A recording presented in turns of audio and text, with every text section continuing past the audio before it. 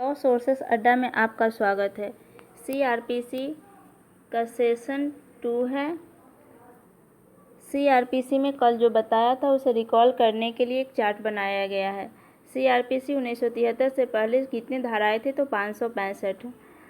स्वीकृति कब हुई थी? तो 25 जनवरी 1974। प्रवर्तन कब हुआ था? 1 अप्रैल 1974। टोटल सेक्शन कितना है? 484। चैप्टर कितना है? 37। सीआरपीसी में संशोधन हुआ था 2013 में। उसे परिवर्तन कब किया गया था? 3 फरवरी 2013 और 3 अप्रैल 2013 में। ये दोनों डेट दिए गए हैं। लेटेस्ट संशोधन है 2018। परिवर्तन किया गया था कब? 21 अप्रैल 2018 को। सीआरपीसी एक प्रक्रिया विधि है। सीआरपीसी की विशेषता क्या है? न्यायपालिका को कार्यपालिका से पृथक करना। कॉन्स्टिट्यूशन का चैप्टर 4 डीपीएसपी में आर्टिकल 15 में दिया गया है। इंडियन कॉन्स्टिट्यूशन में सीआरपीसी 1973 समवर्ती सूची में रखा गया है। फर्स्ट शेड्यूल में अपराधों का वर्गीकरण है। फर्स्ट पार्ट में आईपीसी के अपराधों का वर्गीकरण है। सेकेंड शेड्यूल का संबंध प्रारूप से है। सेकेंड पार्ट अन्य विधियों का वर्गीकरण किया गया है। सीआरपीसी 1973 चैप्टर 1 में 1 से लेकर के 5 तक का सेक्शन दिया गया है। सेक्शन 1 संक्षिप्त नाम, विस्तार और प्रारंभ का क्लॉज 1। इस अधिनियम का संक्षिप्त नाम दंड प्रक्रिया संहिता 1973 है। सेकेंड क्लॉज होल इंडिया में एक्सटेंड करता है। सीआरपीसी 31 अक्टूबर 2019 से पहले जम्मू कश्मीर को छोड़ करके होल इंडिया एक्सटेंड करता था, लेकिन 31 अक्टूबर 2019 से अब होल इंडिया एक्सटेंड है। ए नागालैंड राज्य और बी जनजाति क्षेत्र में चैप्टर 8, 10, 11 अप्लाई नहीं होता है। क्लॉज 3 1 अप्रैल 1974 को लागू हुआ था। सेक्शन 2 डिफिनीशन क्लॉज है। सेक्शन 2 में डिफिनीशन क्लॉज है। A जमानतीय अपराध, बेलेबल ऑफेंस। जमानतीय अपराध से ऐसा अपराध अभिप्रेत है जो प्रथम अनुसूची के पैरा 5 में जमानतीय के रूप में दिखाया गया है या तत्समय प्रवृत्त किसी अन्य विधि द्वारा जमानतीय बनाया गया है और अजमानतीय अपराध से कोई अन्य अपराध अभिप्रेत है। कहता है कि जमानतीय बेलेबल ऑफेंस अधिकार के तौर पे मजिस्ट्रेट बेल ग्रांट करती है। अधिकार के तौर पे मजिस्ट्रेट बेल ग्रांट करती है। नॉन बेलेबल ऑफेंस में मजिस्ट्रेट के विवेक पर होता है, या तो बेल दे सकती है या तो वह नहीं दे सकती है। कहता है यह अपराध जमानतीय और अजमानतीय अपराध का अर्थ बतलाती है। जमानतीय अपराध में अभियुक्त जमानत अधिकार के रूप में न्यायालय से मांग कर सकता है, लेकिन अजमानतीय नॉन बेलेबल ऑफेंस में ऐसा नहीं होता है। 2 क्लॉज 2 में आरोप है। 2 के क्लॉज बी में आरोप है। आरोप के अंतर्गत जब आरोप में एक से अधिक शीर्ष हो तो आरोप का कोई भी शीर्ष एक शीर्ष में एक भी हो सकता है या एक से अधिक भी हो सकता है। जैसे चोरी, ट्रेसपास, मर्डर एक साथ इंक्लूड हो सकते हैं, तो सभी एक साथ ही चार्ज लगेगा। आरोप एक ऐसा अभियोग है जो किसी व्यक्ति के विरुद्ध किसी ऐसे अपराध के संबंध में न्यायालय द्वारा लगाया जाता है कि वह अपराध उसी व्यक्ति द्वारा किया गया है। किसी आरोप का गठन जांच के बाद किया जाता है। इससे संबंधित प्रावधान संहिता की धारा 211 से 224 में वर्णित किया गया है।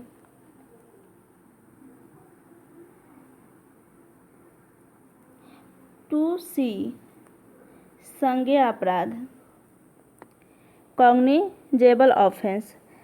संज्ञेय अपराध से ऐसा अपराध अभिप्रेत है जिसके लिए और संज्ञेय मामलों से ऐसा मामला अभिप्रेत है जिससे पुलिस अधिकारी प्रथम सूची या तत्समय प्रवृत्त किसी अन्य विधि के अनुसार वारंट के बिना गिरफ्तार कर सकता है। वारंट तो एक होता है कॉग्निजेबल ऑफेंस 2C में है, एक नॉन कॉग्निजेबल ऑफेंस जो 2L में दिया गया है। पुलिस विदाउट वारंट अरेस्ट करती है कॉग्निजेबल ऑफेंस में, और नॉन कॉग्निजेबल ऑफेंस में पुलिस विथ वारंट अरेस्ट करती है। परिवाद 2D में परिवाद है। 2D में परिवाद है। परिवाद से पहले हम ये बताना चाहेंगे कि परिवाद की प्रक्रिया क्या है, परिवाद करने के लिए क्या प्रक्रिया अपनाया जाता है। तो वह जुडिशियल 2D में कंप्लेंट, जुडिशियल मजिस्ट्रेट और कोर्ट कंप्लेंट होती है। उसके बाद कॉग्निजेंस या नॉन कॉग्निजेंस मैटर में भी किया जाता है। उसके बाद इंक्वायरी होती है, एग्जामिन फॉर विटनेस होता है, उसके बाद डिसमिसेस होता है। कंप्लेंट 2D परिवाद किसी न्यायिक कार्यवाही का प्रथम चरण है। परिवाद प्रस्तुत होने पर न्यायिक कार्यवाही प्रारंभ होता है। CRPC 2D के अनुसार परिवाद मजिस्ट्रेट को दिया गया कथन मौखिक या लिखित है, जिसमें मजिस्ट्रेट को यह सूचना दी जाती है कि किसी नोन या अननोन व्यक्ति ने अपराध किया है। इस सूचना का आशय यह होता है कि मजिस्ट्रेट उचित कार्यवाही इस सूचना पर करे। इसमें पुलिस रिपोर्ट सम्मिलित नहीं होती है। स्पष्टीकरण कोई भी केस जो अन्वेषण के बाद किसी नॉन कॉग्निजेबल का किया जाना प्रकट होता है तो पुलिस अधिकारी द्वारा किया गया रिपोर्ट परिवाद समझी जाएगी और पुलिस अधिकारी इसके द्वारा रिपोर्ट दी गई है वो परिवादी समझा जाएगा, यानी कंप्लेनेंट समझा जाएगा। एसेंशियल एलिमेंट है, परिवाद मजिस्ट्रेट के समक्ष प्रस्तुत किया जाता है,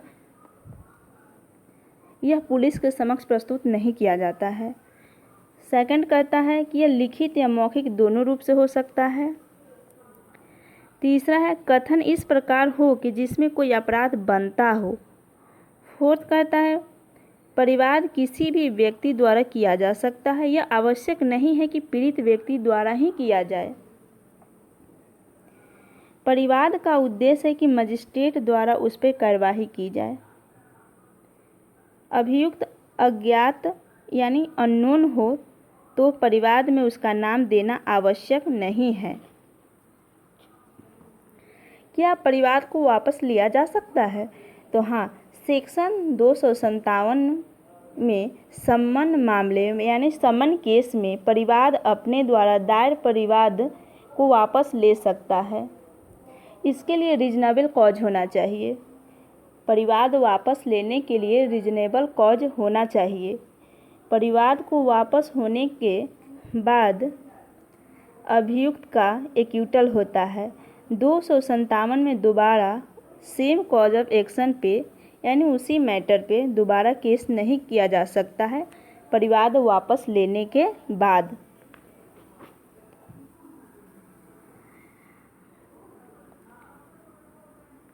हाई कोर्ट ई में हाई कोर्ट है। हाई कोर्ट किसी राज्य के संबंध में राज्य में एक हाई कोर्ट होगा। सेकंड कहता है कि किसी राज्य संघ के संबंध में जिस पर किसी राज्य ने उच्च न्यायालय की अधिकारिता का विस्तार विधि द्वारा किया गया हो वह उच्च न्यायालय। थर्ड है किसी अन्य संघ राज्य क्षेत्र के संबंध में भारत के उच्चतम न्यायालय से भिन्न उस संघ राज्य क्षेत्र के लिए दांडिक अपील का सर्वोच्च न्यायालय। एफ भारत है। अभिप्रेत है कि जिन पर इस संहिता का विस्तार आईपीसी के सेक्शन 18 में इंडिया शब्द दिया गया है और एविडेंस एक्ट के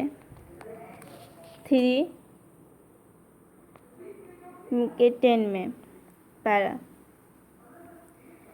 जांच 2G जांच है। जांच से तात्पर्य है जांच से अभिप्रेत है कि विचारण से भिन्न ऐसी प्रत्येक जांच जो इस संहिता के अधीन मजिस्ट्रेट या न्यायालय द्वारा की जाए। जांच के अंतर्गत उन सभी कार्यों को सम्मिलित किया जाता है जो मजिस्ट्रेट के द्वारा कार्यवाही के दौरान किए जाते हैं। जांच का मुख्य उद्देश्य है तथ्य की सत्यता का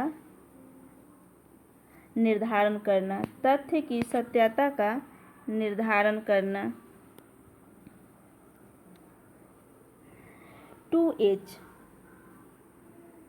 2H अन्वेषण है। अन्वेषण के अंतर्गत वे सब कार्यवाहियां हैं जो इस संहिता के अधीन पुलिस अधिकारी द्वारा या मजिस्ट्रेट से भिन्न किसी भी ऐसे व्यक्ति द्वारा जो मजिस्ट्रेट द्वारा इस निमित्त प्राधिकृत किया गया है साक्ष्य एकत्रित करने के लिए किया जाए। अन्वेषण पुलिस अधिकारी द्वारा या ऐसे किसी व्यक्ति द्वारा जो मजिस्ट्रेट द्वारा प्राधिकृत किया गया हो साक्ष्य एकत्र करने के लिए साक्ष्य को एकत्र करने के लिए। अन्वेषण की कुछ कार्यवाहियां हैं। अपराध स्थल का परिदर्शन, मामले के तथ्य या परिस्थितियों का निर्धारण, अभियुक्त की खोज या गिरफ्तारी और साक्ष्य का संग्रह करना। केस लॉ है। जाहिर हबीबुल्ला केस लॉ दिया गया है। जाहिर हबीबुल्ला शेख वर्सेस गुजरात राज्य। त्रुटिपूर्ण अन्वेषण से संबंधित है ये केस। जाहिर हबीबुल्ला शेख वर्सेस गुजरात राज्य त्रुटिपूर्ण अन्वेषण से संबंधित है।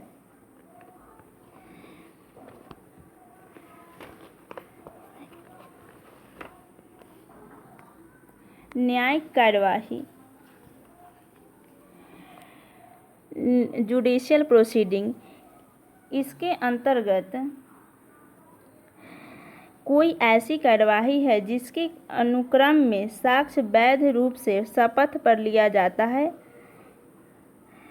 2L नॉन कॉग्निजेबल ऑफेंस से ऐसा अपराध तात्पर्य है जिसके लिए और नॉन कॉग्निजेबल मामले से ऐसा मामला तात्पर्य है जिसे पुलिस अधिकारी को वारंट के बिना गिरफ्तार करने का प्राधिकार नहीं होता है।